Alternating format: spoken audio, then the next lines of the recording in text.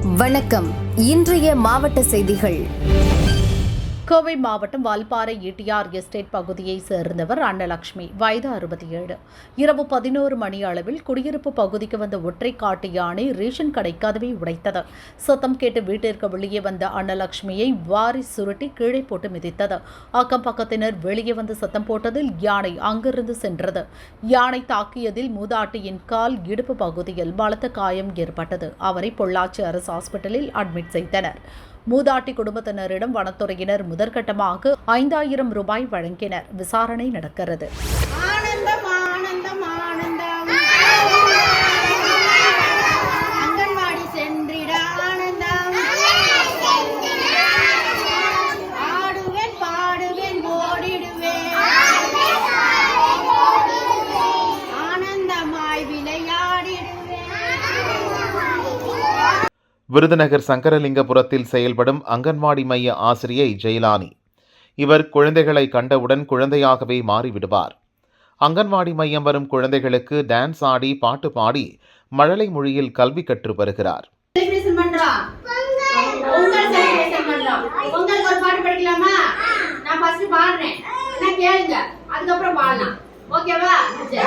பொங்கல் திருநாளாம் தை மாதத்தில் மாட்டு பொங்கல் வருமாம் மறுநாளிலே.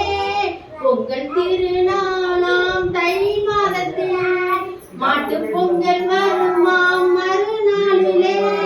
கரும்பு மஞ்சளும் பழங்களுடன் சர்க்கரை பொங்கலும் படைத்திடலாம். கரும்பு மஞ்சளும் பழங்களுடன் சர்க்கரை பொங்கலும் படைத்திடலாம். புத்தாடை அணிந்து ஆடி பாடு சந்தோஷமாய் நாம் மகிழ்ந்திடலாம். பொங்கல் திருநாளாம் தை மாதத்தில் மாட்டு பொங்கல் வருமாம் மறுநாளிலே. பண்ணிக்கோங்க. இப்ப நீங்க பாடுறீங்களா? சாப்பிடலாமா?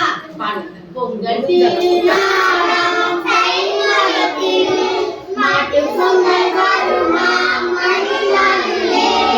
பொங்கல் திருநாளாம் தை மாதத்தில் மாட்டு பொங்கல் வருமாம் மறுநாளிலே. கரும்பு மஞ்சளும் பழங்களுடன் கரும்பு நல்லொழுக்கம் கலைத்திறனை மேம்படுத்துவது என தனது பயிற்றுவிக்கும் திறனால் குழந்தைகளின் மனதில் நீங்காத இடம் பிடித்தார்.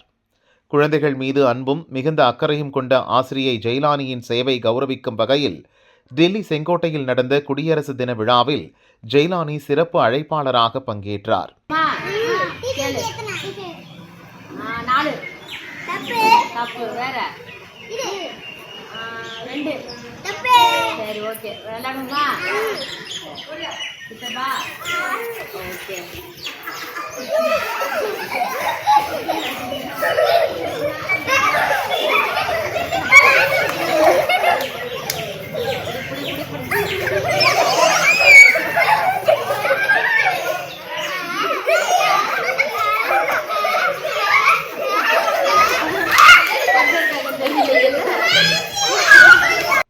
அங்கு முன்பருவ கல்வியில் சிறந்த ஆசிரியை என்ற விருதினை பெண்கள் நல குழந்தைகள் மேம்பாட்டு மத்திய அமைச்சர் அன்னபூர்ணா தேவி வழங்கி கௌரவித்தார். விருதுகளை குழந்தை செல்வங்களின் காலடியில் சமர்ப்பித்து மகிழ்வதாக ஆசிரியை ஜெயலானி பரவசம் அடைந்தார்.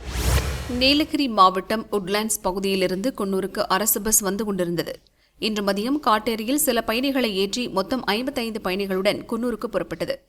100 மீட்டர் தூரம் வருவதற்குள் கட்டுப்பாட்டை இழந்த பஸ் வலதுபுறம் நெடுஞ்சாலைத்துறை வழிகாட்டி இரும்பு தூணில் மோதியது.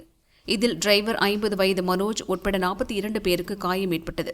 ஸ்பாட்டுக்கு விரைந்த போலீசார் காயமடைந்தவர்களை அவ்வழியாக வந்த வாகனங்கள், காட்டேரியைச் சேர்ந்த ஆட்டோக்கள் மற்றும் 108 ஆம்புலன்ஸ்களில் ஏற்றி குன்னூர் அரசு ஹாஸ்பிட்டலுக்கு அனுப்பி வைத்தனர். விபத்து குறித்து போலீசார் கூறுகையில், பஸ் ஸ்டேரிங் லாக் ஆனதால் இந்த விபத்து ஏற்பட்டுள்ளது. இந்த பஸ்ஸை ஓட்டி வந்த டிரைவர் இதுவரை வேறு எந்த சிறு விபத்துகளும் ஏற்படுத்தவில்லை என தெரியவந்தது. ரோட்டோரம் வழிகாட்டி தூண் இல்லாமல் இருந்திருந்தால் பஸ் 50 அடி பள்ளத்தில் பாய்ந்து பெரும் விபத்து ஏற்பட்டிருக்கும். இதில் அதிர்ஷ்டவசமாக பயணிகள் உயிர் தப்பியுள்ளனர் என்றனர். நீலகிரியில் பெரும்பாலான அரசு பஸ்கள் முறையாக பராமரிப்பு இல்லாததால் ஆங்காங்கே பழுதடைந்து நிற்பது கடந்த 1 மாத காலமாக அதிகரித்து வருகிறது. பெரிய விபத்துகள் ஏற்படும் முன் பழைய பஸ்ஸுகளை மாற்றி புதிய பஸ்ஸுகள் இயக்க வேண்டும் என பயணிகள் வலியுறுத்தினர். காயமடைந்தவர்கள் அரசு ஹாஸ்பிட்டலில் எம்ஆர்ஐ ஸ்கேன் எடுக்க சென்றனர். அங்கு ஒருவருக்கு 500 ரூபாய் கேட்டதால் வாக்குவாதம் ஏற்பட்டது. போலீசார் சமரசம் செய்து ஸ்கேன் எடுக்க வைத்தனர்.